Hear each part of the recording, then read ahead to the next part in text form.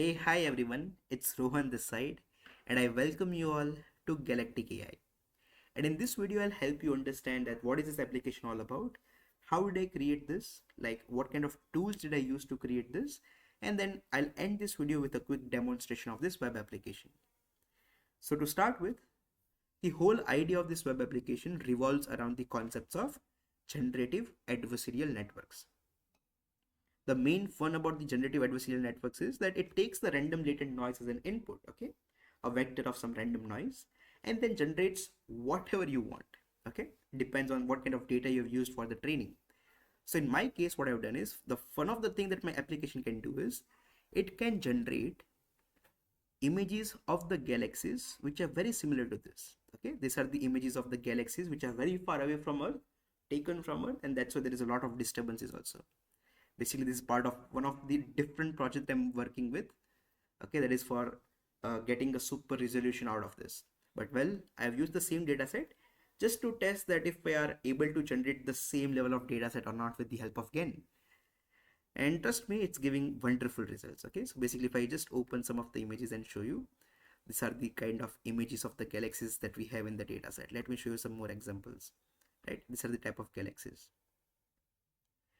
All right, so yeah, this is one of the things that our application is capable of doing. Every time we feed some random latent noise, it will be able to generate this type of data. Let me give you a quick demonstration because I'm having an API that I've already created for this, and this generate endpoint is going to serve this task. So whenever I click on execute, it actually takes some random latent noise, okay, that is working in the backend, and generates an image of the galaxies which is going to appear very similar to what we have over here. Okay, just look at the different types of images that we have in the data. Some of the shapes might seem very weird if you are new to this kind of things, but yes, that's the kind of data that we have. So once I've clicked on execute, you can see that the image of the galaxy is generated. This is completely with the help of AI. Okay, so yeah, what happens in the GAN is it tries to approximates the distribution of the training data set. So in our training data set, as we know that this is the kind of images that we have, so it's trying to approximate that kind of distribution and generate a similar kind of data, right? Let me click on execute once again.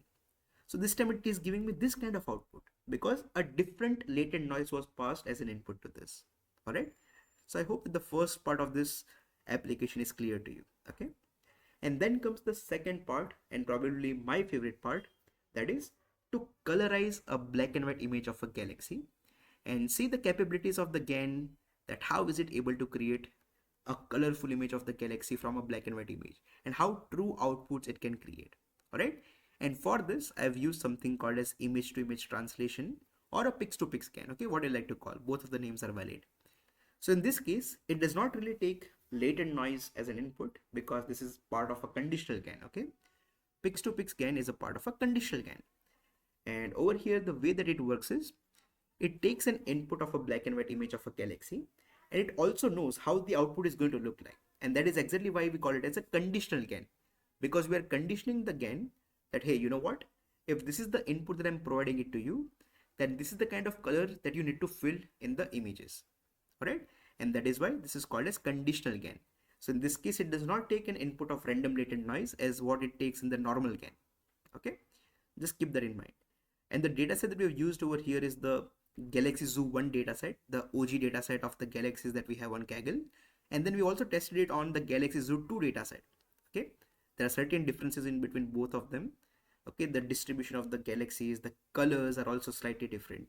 But then I just wanted to test the capabilities of the model that I have trained, and I'll just take some of the images over here and show it to you how it looks like when we perform, if you pass the black and white image, how is it going to color it? Is it going to color anything very similar to what we have over here or something different? But yes, that kind of thing I'm going to show it to you. All right. But yes, that is the whole idea of this web application. I wanted to demonstrate the generative adversarial networks for this type of things. And yeah, let me show you how I'm going to do this. So if I click on Galaxy Colorizer, it says that let AI paint the galaxy. And then let me just take one of the images that we have over here. Let's say we are choosing this image. We pass it over here. If you're having this kind of data set in your system, you can simply pass this over here by clicking on browse. it's going to first of all make sure that it's in a black and white format. If not, it's going to convert it into a black and white format and then generate the AI version of it, the colorful version of it. And now if you compare this image, okay, on the left side, it is a black and white image that went as an input to the model, okay. Even though you might think that how did it work, because in the back end what I've done is it first checks if an input of the image is a black and white image or not. So in this case it was not, so it first converted it into a black and white image and pre-process it by, like, focusing only on the center part of the image, and that is why it is zoomed over here as compared to what you see over here, right? And now if I just compare these images, okay, just look at the color that our model has generated. This is the type of color that our model has generated, and this is the true color of the galaxy. Just look at this, how well our AI is able to do this. Okay, slight, the enhancement of the colors will make it even better, but then we can do this kind of things with the help of post-processing. However, let me give you one more example and show you how is it going to look like. I'm going to choose one more image. Let's choose this image. Okay, this time this image, I'll pass this over here. Okay, I'll just zoom out, pass it once again. Oops. Let me do it very quickly.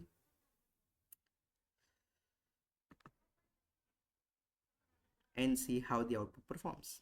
It's going to convert into a black and white format, and now the AI is colorizing it. And that's the output that we got. Let's compare it very quickly. That's the true color, and that's the color given by our AI. Isn't it just crazy, right? You can just take any random images from the Galaxy Zoo dataset and feed it to the model and see how it works. Let me give this color and see how it works. Okay. Oh man, what kind of accuracy I'm having. I'm not even able to drop it correctly. But yeah, now it's going to be black and white format, and now it's going to colorize it. So over here, as you can see, that this is exactly bluish lavenderish kind of thing, and that is exactly what being predicted, right? Slight enhancement is always going to be there. Some kind of post processing is always required. And note that this is the Galaxy Zoo 2 dataset. I have trained it on Galaxy Zoo 1 dataset. Still it is able to perform like this. So that is about Galaxy Colorizer. Now let me show you how the Galaxy generator is going to look like in the application. So first of all, it is given this kind of galaxy. Now if you click on refresh, okay, it is going to generate a new image of the galaxy. And yeah, that's how it's going to look like. And very similar to what you see over here in the data sets, okay. You can just click on any of the images and cross check if it is very clear or not. But I've personally studied about this data set. I know it's really performing amazing. But then what I've done is I've done a very cool thing over here, that I've amalgamated these two things. Okay, I'm having my Galaxy Colorizer, I'm having my Galaxy Generator. Now what if I want to colorize this image? Okay, what if I want to colorize this image? In that case, I'll click on colorize it, because in the back end what's going to happen is it's going to take this black and white image that is generated by our first endpoint, that is the generate endpoint, and then it's going to trigger this colorize endpoint, and it's going to colorize it.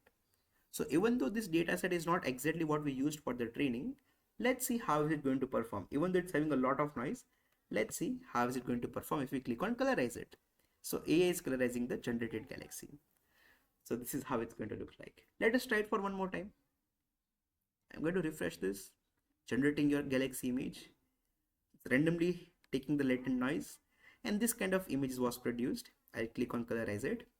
So AI is colorizing it again, and that's the kind of output we are having.